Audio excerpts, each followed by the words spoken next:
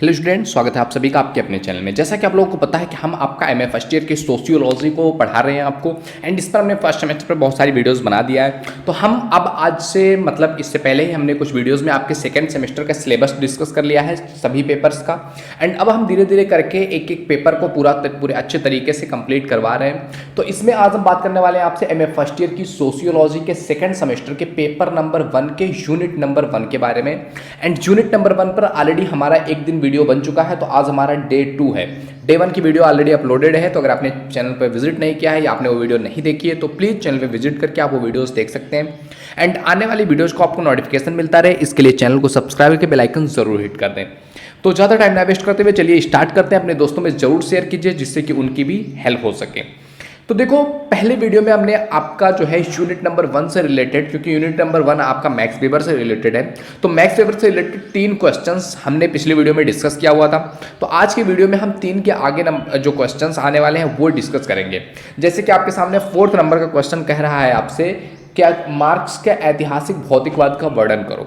पहले हमने द्वंद्वात्मक भौतिकवाद के बारे में बात किया है, अब ऐतिहासिक भौतिकवाद के बारे में वर्णन करना है। या फिर काल विभाजन के आधार पर मार्क्स ने जो इतिहास को 5 युगों में बांटा हुआ है, उन युगों के बारे में विश्लेषण करो, या मार्क्स के आर्थिक निर्धारणवाद का वर्णन करो। तो बेसिकली ये सारे क्वेश्चंस कहीं ना कहीं जो है ऐतिहासिक निर्धारणवाद से ही, या फिर मार्क्स ने जिस तरीके से इतिहास को 5 भागों में बांटा हुआ है उनको ही डिफाइन करने के बारे में बात किया जा रहा है। तो देखो, इसमें कह सकते हैं कि मार्क्स के ऐतिहासिक भौतिकवाद या आर्थिक निर्धारणवाद के जो प्रमुख पहलू हैं उनको हम इस तरीके से रख सकते हैं। किस तरीके से कि पहला जो मार्क्स ने चीज़ें रखी हुई है या चीज़ों के बारे में बात किया है कि भौतिक मूल्यों की हमें आवश्यकता है। मानव ही इतिहास का निर्माता है और वह इतिहास का निर्माण तभी कर सकता है जब उसका जीवन और अस्तित्व बना रहेगा, तभी तो इतिहास का निर्माण कर पाएगा। कि पहले हमारे साथ क्या हुआ, जब वो आज ही नहीं रह पाएगा जीवित, तो इतिहास के बारे में क्या बात करेगा।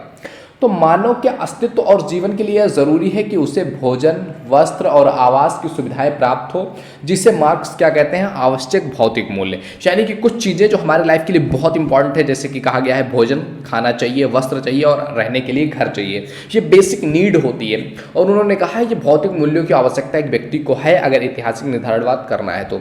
दूसरी चीज, भोजन, वस्त्र और आवास अर्थात भौतिक मूल्यों को जुटाने के लिए मानव को उत्पादन करना पड़ेगा। यानी कि अगर वस्त्र बनाना है तो कुछ चीज़ों को उत्पादित करना पड़ेगा, भोजन बनाना है तो कुछ चीज़ों का उत्पादन करना पड़ेगा, जो है आवास बनाना है तो कुछ चीज़ें उसके लिए भी ज़रूरी होंगी।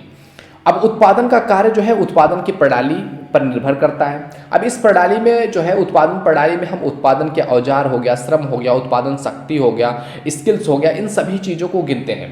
क्योंकि सबसे पहले हमें क्या चाहिए, भौतिक चीज़ें चाहिए, जैसे भोजन, वस्त्र, आवास। अब इन चीज़ों के लिए भी हमें क्या करना पड़ेगा, उत्पादन करना पड़ेगा। और उत्पादन करने के लिए आदमी चाहिए, औजार चाहिए, जो है कौशल चाहिए। तो ये सारी चीज़ें हो गई। अब एक उत्पादन प्रणाली एक विशेष प्रकार के संबंधों को जन्म देती है, जो दूसरे जो है प्रकार की उत्पादन प्रणाली से थोड़ा अलग होता है। उत्पादन प्रणाली और उत्पादन शक्ति ही मानव के जो है उत्पादन प्रणाली और उत्पादन शक्ति ही मानव के हिस्से क्या हो गया, एक स्लाइड छूट गया हमारा, सॉरी। क्या करते हैं, कोई बात नहीं, स्लाइड अगर आगे मिलती है तो हम उसको देख लेंगे। नेक्स्ट देख लेते हैं 7th की। मार्क्स ही जो है हीगल के भांति इतिहास के जो है अनिवार्यता में विश्वास रखते हैं। वे मानते हैं कि इतिहास का जो निर्माण है वो मनुष्यों के प्रयत्नों से सर्वथा क्या होता है, स्वतंत्र होता है। इतिहास के प्रभाव को मानव प्रयत्नों द्वारा रोका नहीं जा सकता। इस प्रवाह में विभिन्न युगों के उत्पादन शक्तियों के अनुकूल जिस प्रकार के संबंधों की आवश्यकता होती है वो अवश्य जो है अवतरित होंगे। मानव के बस में यह नहीं है कि उन्हें आने में देर कर दे या उन्हें शीघ्र ले आए। यानी कि जो भी चीज़ें चेंज हो रही हैं, एक उत्पादन का युग, एक टाइम पीरियड चलता रहता है और वो लगातार चलता ही रहेगा। अब इतिहास का काल का विभाजन जो है, मार्क्स ये मानते हैं कि इतिहास की प्रत्येक अवस्था जो है वो वर्ग संघर्ष का इतिहास है। हमेशा से मार्क्स ये मानते हैं कि इतिहास जो है ये वर्ग संघर्ष के द्वारा ही निकल करके आया है। या एक चीज़ से दूसरी चीज़ में जब परिवर्तन आता है तो उसके पीछे वर्ग संघर्ष ही होता है। इतिहास की प्रत्येक घटना, प्रत्येक परिवर्तन आर्थिक शक्तियों का ही परिणाम है। मार्क्स ने उत्पादन संबंधी आर्थिक प्रणालियों के आधार पर इतिहास को 5 भागों में बांटा हुआ है, जिसके बारे में हमें क्वेश्चंस में पूछा गया है। तो इन्होंने कहा जो हमारा इतिहास रहा है मानव का आज तक का इतिहास, वो 5 रूपों में हम देख सकते हैं। उसको पहला इन्होंने कहा कि आदिम साम्यवादी युग, यानी कि आदिम समय में एक सरल सा समाज था जो कि साम्यवादी समाज था। और उसके बाद आ जाता है आपका दासत्व समाज, यानी कि जहाँ पर बड़े लोग क्या करते हैं, छोटे को दास बना कर रखते हैं। फिर आता है आपका जो है सामंतवादी युग, यानी कि जो राजाओं का युग था, सामंतों का युग था, वो आता है। उसके बाद आ जाता है आपका पूंजीवादी युग, जिस युग में हम अभी जी रहे हैं, कैपिटलिज्म में जो हम जी रहे हैं, जो पूंजीवाद में जी रहे हैं, वो टाइम पीरियड। और एक आने वाले टाइम पीरियड के बारे में बात किया हुआ है कि इस पूंजीवाद को खत्म करके समाजवादी युग आने वाला है। इसमें से 3 युग बीत चुके हैं, चौथा चल रहा है और 5वां आने वाला है, यानी कि 3 यानी कि आदिम साम्यवादी, दासत्व और सामंतवादी बीत चुके हैं, चौथा पूंजीवादी चल रहा है और 5वां समाजवादी क्या है, आने वाला है। तो आदिम साम्यवादी युग, अब एक एक के बारे में अगर समझें कि आदिम साम्यवादी युग क्या था, दासत्व युग क्या था, तो आदिम साम्यवादी जो युग था यह इतिहास का प्रारंभिक युग है, जब इतिहास की शुरुआत होती है। इस युग में पत्थर के औजार और धनुष बाण उत्पादन के प्रमुख साधन थे। मानव जो था वो मछली मार करके, शिकार करके, कंदमूल फल एकत्रित करके जीवन यापन करता था। उत्पादन के साधनों पर जो है सामूहिक स्वामित्व था, यानी कि जो भी चीज़ें थी वो सबका था। निजी संपत्ति जैसी कोई चीज़ नहीं थी उस समय, सब समान थे, शोषण की स्थिति नहीं थी। इसलिए ही मार्क्स ने इसको क्या कहा है, साम्यवादी अवस्था कहा है, जहाँ पर जो अवस्था सभी के लिए है, उसमें कोई भेदभाव नहीं है। तो ये कहलाता है आपका सामंतवादी युग। और सामंतवादी युग के बाद आता है आपका जो है दासत्व युग। ये क्या है आपका, जो है धीरे धीरे परिस्थितियों में परिवर्तन होता रहा और अब क्या था, व्यक्ति पशुपालन और कृषि का कार्य करने लगा था।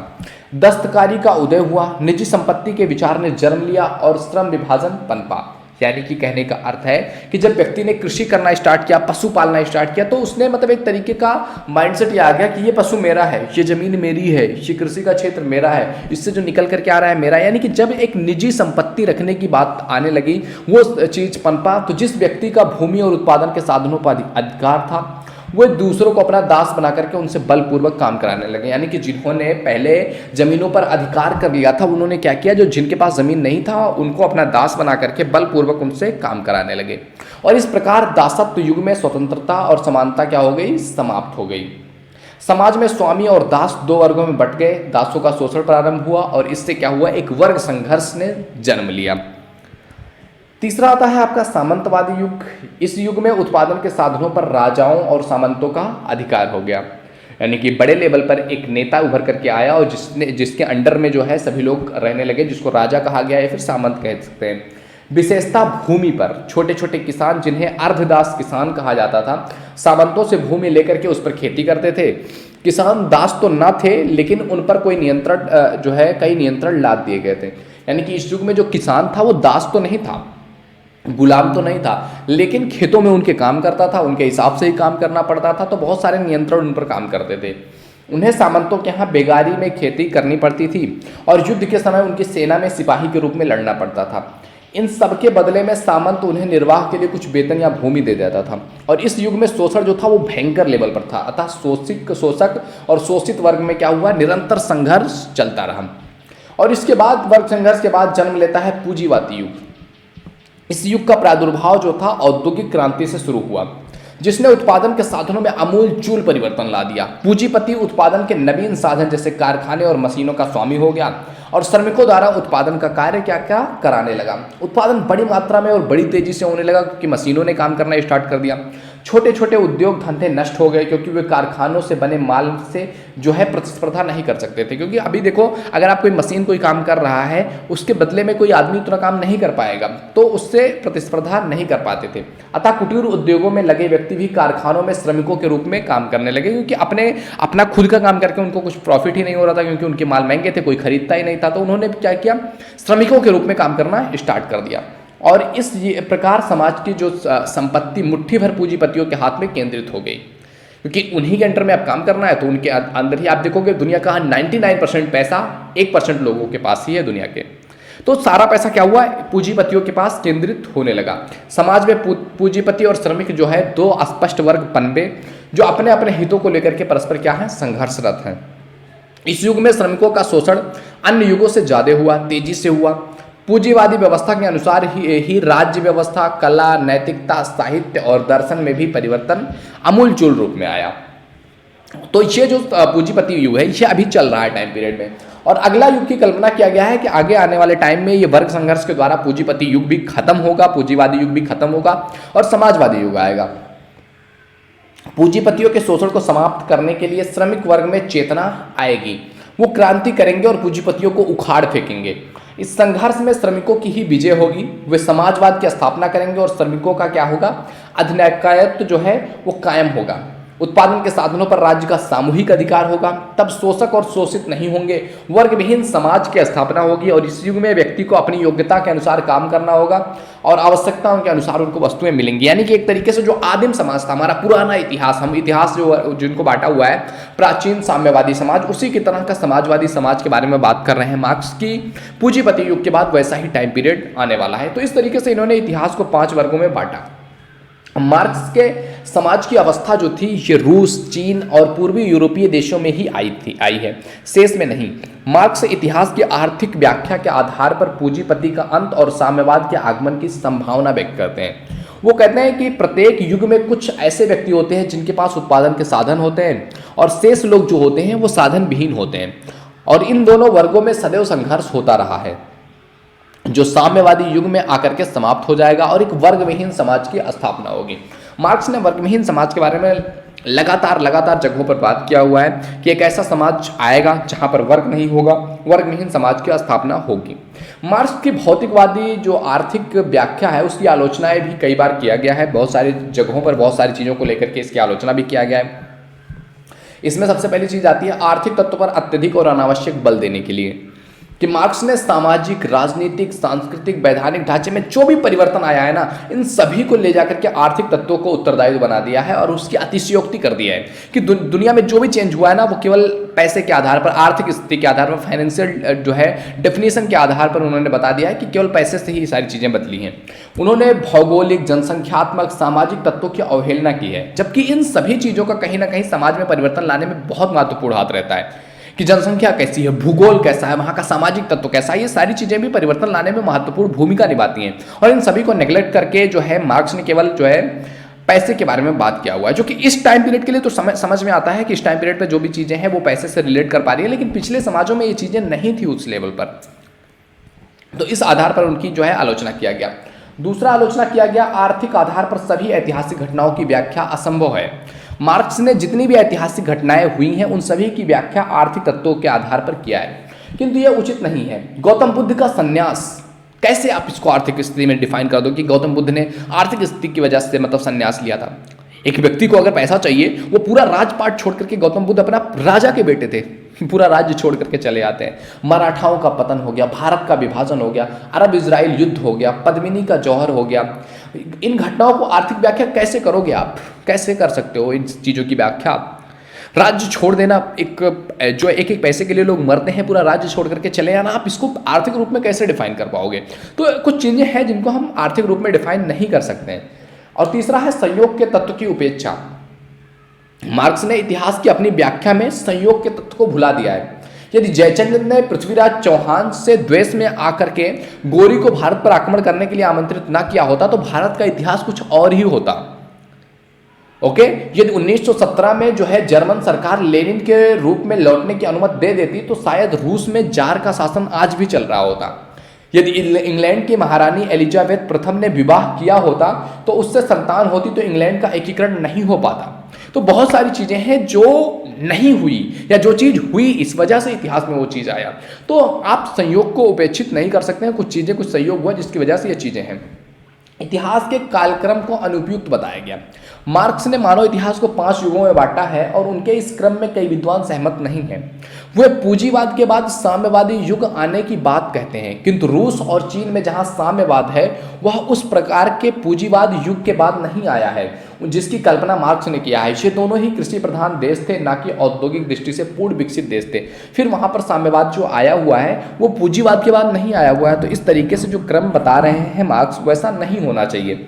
एंड फिफ्थ है आपका, इतिहास का राज्यविहीन समाज पर आकर के रुकना संभव नहीं है।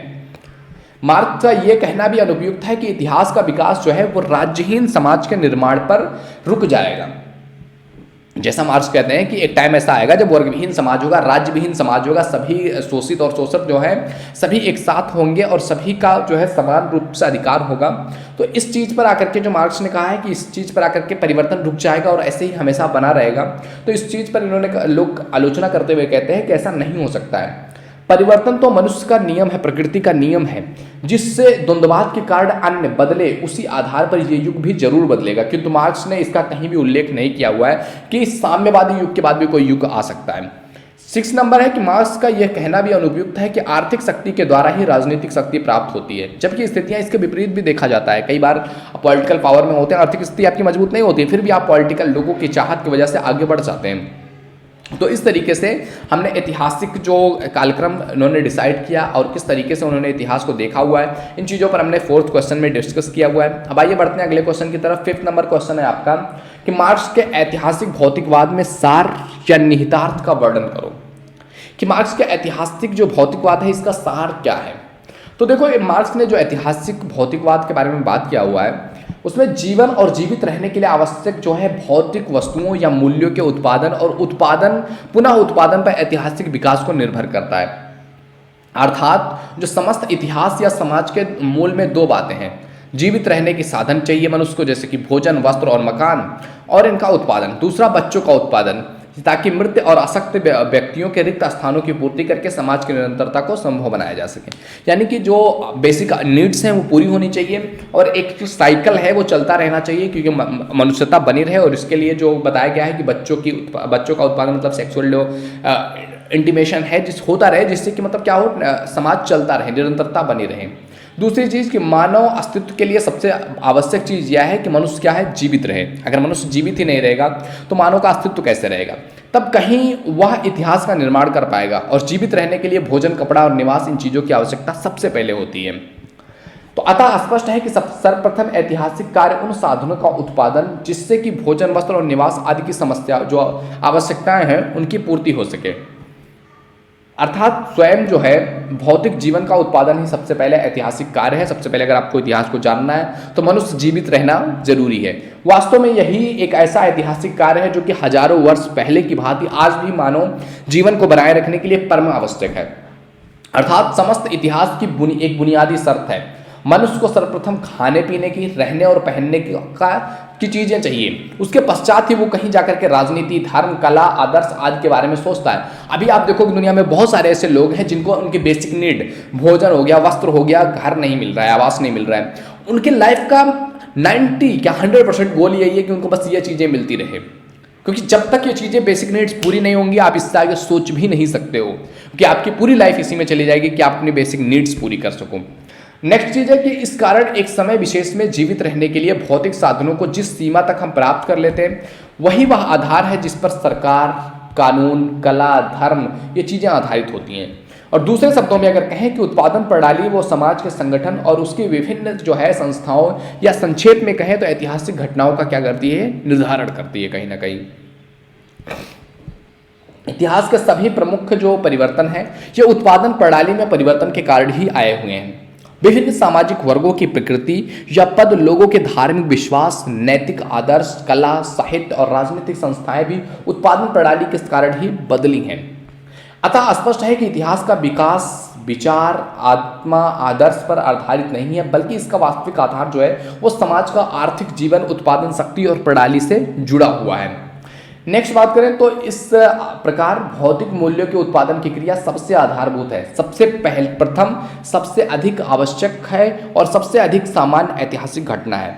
इस कारण इतिहास के निर्माण में इन्हें गिने 2-4 व्यक्तियों का नहीं बल्कि साधारण मेहनत का जनता का हाथ होता है। दूसरे शब्दों में इतिहास का निर्माण जो है 2-4 असाधारण व्यक्तियों के द्वारा नहीं होता है, बल्कि असंख्य साधारण व्यक्ति जब मिल करके उस पर काम करते हैं तब इतिहास का निर्माण होता है। और मार्क्स ने एंगेल्स के साथ लिखी हुई अपनी रचना होली फैमिली में बाउर भाइयों और उन्हीं के विचारों के कुछ दूसरे नए हीगलवादियों के भाववादी दर्शन की बड़ी कटु आलोचना किया हुआ है।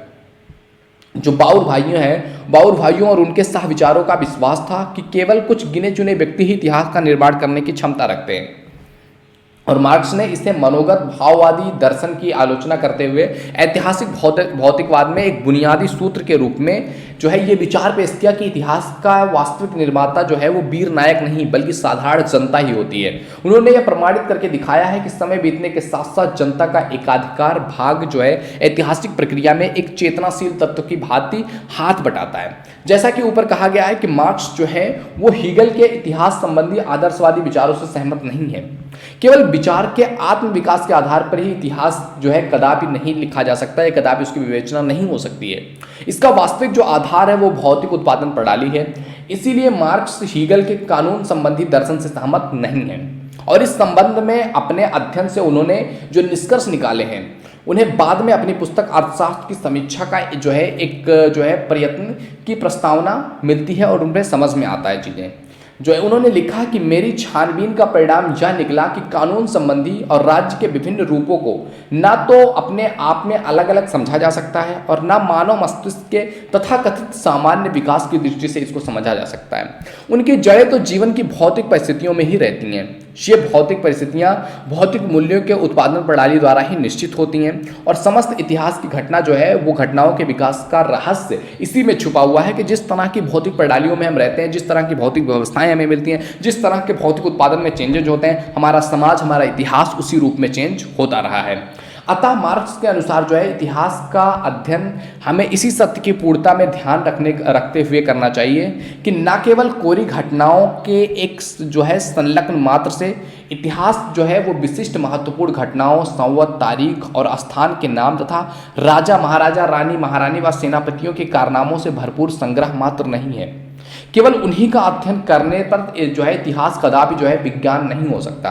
इतिहास तभी विज्ञान हो सकता है जबकि उसमें उत्पादन प्रणाली, तत्संबंधित सामाजिक राजनीतिक संस्थाओं, कला, धर्म, आचार, दर्शन, साहित्य, इन सभी चीज़ों के साथ साथ भौतिक मूल्यों का उत्पादन करने वाली मेहनतकश जनता का भी अध्ययन, विश्लेषण और निरूपण होना चाहिए। जब तक किसी इतिहास में जनता शामिल नहीं है तब तक वो इतिहास नहीं है। जब तक उस इतिहास को हम विज्ञान की संज्ञा नहीं दे सकते हैं जब तक उसमें मेहनतकश जनता शामिल ना हो। तो इस तरीके से उन्होंने इस चीज़ को बताया हुआ है। इसीलिए मार्क्स का जो इतिहास है, इतिहास की अपनी व्याख्या में इन्होंने उत्पादन प्रणाली को बहुत ज़्यादा महत्व दिया है, क्योंकि जैसा कि पहले ही कहा जा चुका है कि उनके अनुसार सबसे पहला ऐतिहासिक कार्य है अपने आप को जीवित रखने के लिए आवश्यक जो भौतिक मूल्य है या वस्तु है उनका उत्पादन संबंधित। यानी कि अगर आपको इतिहास के बारे में जानना है या इतिहास लिखना है तो सबसे पहली चीज़ है अपने आप को जिंदा रखना। जब तुम जिंदा रहोगे तब तुम इतिहास के बारे में जानने का, इतिहास के बारे में समझने का टाइम हो सकता है तुम्हारे पास। तुम जिंदा ही नहीं रहोगे तो क्या जानोगे इतिहास को, क्या फर्क पड़ता है इतिहास क्या था।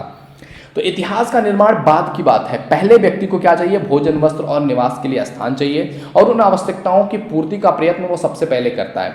कोई भी व्यक्ति है सबसे पहले उसको ये चीज़ें चाहिए। जब ये बेसिक नीड पूरी हो जाती हैं फिर व्यक्ति किसी लग्जीरियस चीज़ के बारे में सोच भी सकता है।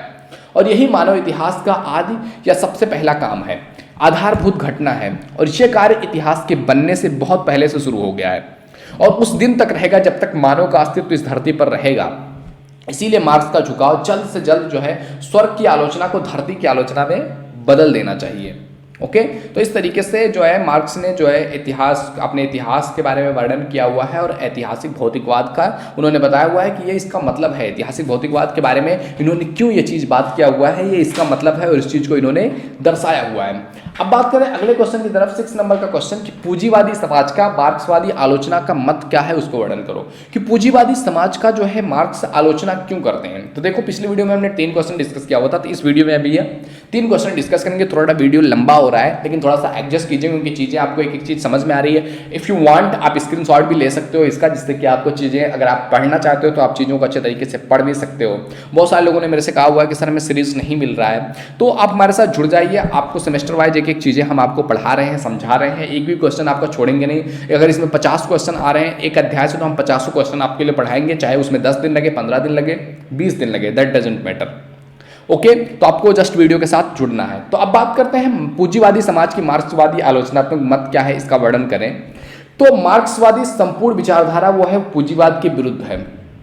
पूंजीवाद समाज मनुष्य या मानव का शोषण करने वाला समाज है। धनी को अधिक धनी, गरीब को अधिक गरीब बनाने वाला समाज है। और पूंजीवादी समाज जो है वो गरीब जनता या श्रमिक का खून चूस करके पनपता है और उनके श्रम पर ही टिका हुआ है और उन्हीं की अज्ञानता और संगठन के अभाव का बेजा फायदा उठा करके पूंजीवादी युग जो है वो चिंता है। पूंजीवादी समाज जिसे थाली में खाता है उसी में छेद करता है, अर्थात आर्थिक जीवन की जो नींव है वो श्रमिक वर्ग को उत्पीड़ित करता है, उनका शोषण करता है और ऐसे करते हुए पूंजीवादी स्वयं अपनी ही कब्र खोदता है।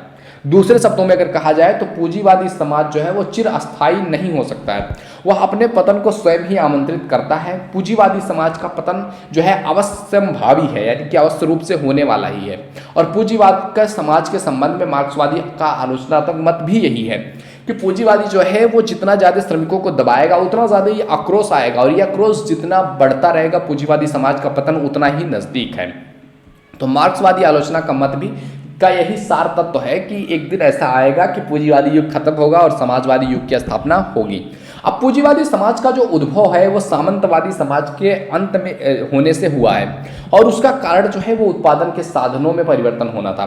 कि पहले उत्पादन के साधन जो थे वो क्या था, कृषि था, तो खेती पर जिसका अधिकार था वही किंग था, वही राजा था, वही उसी का पूरा युग था। लेकिन जब औद्योगिक क्रांति आई और उद्योगों के माध्यम से लोगों के पास पूंजी आना स्टार्ट हो गया, पूंजीपति युग के स्टार्ट इसी वजह से हुआ क्योंकि वो अब जो है जमीन पर आधारित नहीं रह गया था, वो अब फैक्ट्रीज मशीनों पर आधारित हो गया था। तो जिनके पास वो चीज़ें थी अब वो किंग होगा और उसके अनुसार जो है समाज इतिहास चेंज होगा।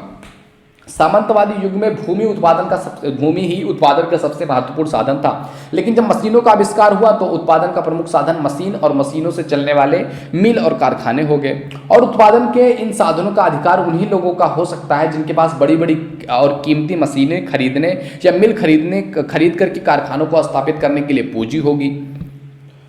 चूंकि समाज या सामाजिक व्यवस्था पूंजी की शक्ति पर आधारित है, इसीलिए इसको हम क्या कहते हैं, पूंजीवादी समाज कहते हैं। अब पूंजीवादी समाज के संपूर्ण सदस्य जो है वो नए साधनों के उत्पादन के साधनों जैसे कि मशीन हो गया, मिल कारखाना हो गया, इनके उद्भव के साथ साथ दो विराट वर्गों में स्वतः ही बढ़ गए। सबसे पहला वर्ग था अल्पसंख्यक, उन लोगों का होता है जिनका उत्पादन के साधनों पर अधिकार होता है, अर्थात पूंजीपति लोग, उन लोगों का पूंजीपति लोग। जो दूसरा वर्ग था वो बहुसंख्यक श्रमिक समाज होता है जिसके पास पूंजी या जीविका पालन का कोई अन्य साधन नहीं होता है और उनको जीवन करने के का एक ही मार्ग खुला होता है कि वो आकर के लेबर करें और मजदूरी करें और पूंजीपतियों द्वारा स्थापित जो मिल है उन कारखानों में जाकर के अपने आप को बेच दें।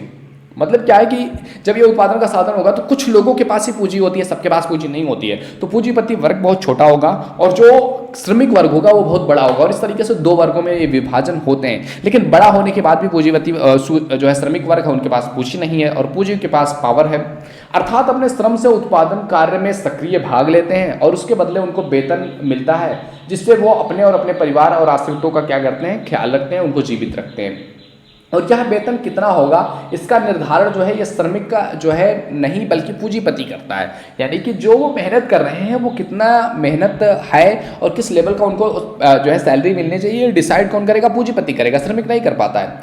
पूंजीपति वर्ग जो है वो श्रमिकों की कमजोरियों को खूब जानता है और उसी के बल पर अपनी जो है स्वार्थ सिद्धि करता है। पूंजीपति जनता है ना कि श्रमिक अपने श्रम के भय से में संचय करके इसको नहीं रख सकता है और ना ही रातों रात अपने को इतना संगठित कर सकता है कि पूंजीपतियों से अपने वेतन का उचित रूप में सौदा कर सके।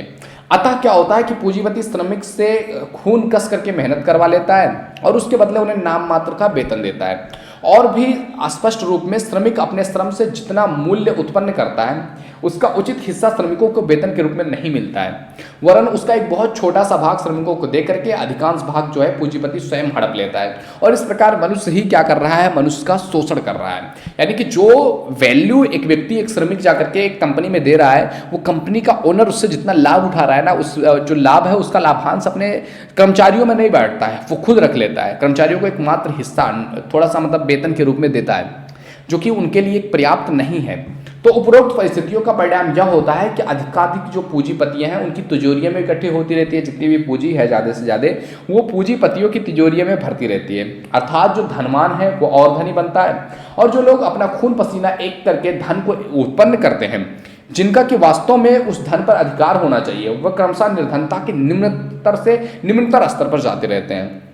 वेतन भोगी श्रमिक जो है वो व्यक्तिगत रूप में स्वतंत्र तो होते हैं और इस कारण पूंजीपति वर्ग उनको उस रूप में बेच या मार तो नहीं सकता है जैसा कि दासत्व युग में दास के मालिक अपने दासों के साथ करते थे, लेकिन इस व्यक्तिगत स्वतंत्रता का भारी मूल्य भी उन्हें चुकाना पड़ता है और पूंजीपतियों द्वारा शोषण के फलस्वरूप उनकी दशा क्या है, दिन प्रतिदिन अधिक दयनीय होती जा रही है। तो पूंजीपति समाज जो है उसमें क्या हो रहा है कि फैक्ट्री प्रणाली के अंतर्गत उत्पादन कार्य बड़े पैमाने पर होता है, क्योंकि मशीनों से पूर्ण उपयोगिता बड़े पैमानों पर उत्पादन करने पर ही प्राप्त होती है।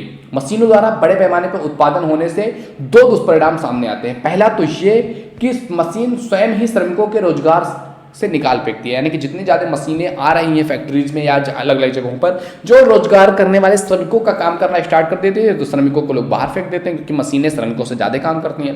अनेक मजदूर जो है वो महीनों में जितना काम कर सकते हैं, एक मशीन जो है एक मजदूर की सहायता से मिनटों में ही उतना काम कर सकती है। इससे मजदूरों से बेकारी बढ़ती है और बेकार जो व्यक्ति हैं उनकी संख्या जितनी बढ़ती जाएगी उतनी ही पूंजीवादी व्यवस्था के प्रति लोगों के दिल में क्या होगा, असंतोष की भावना बढ़ती जाएगी।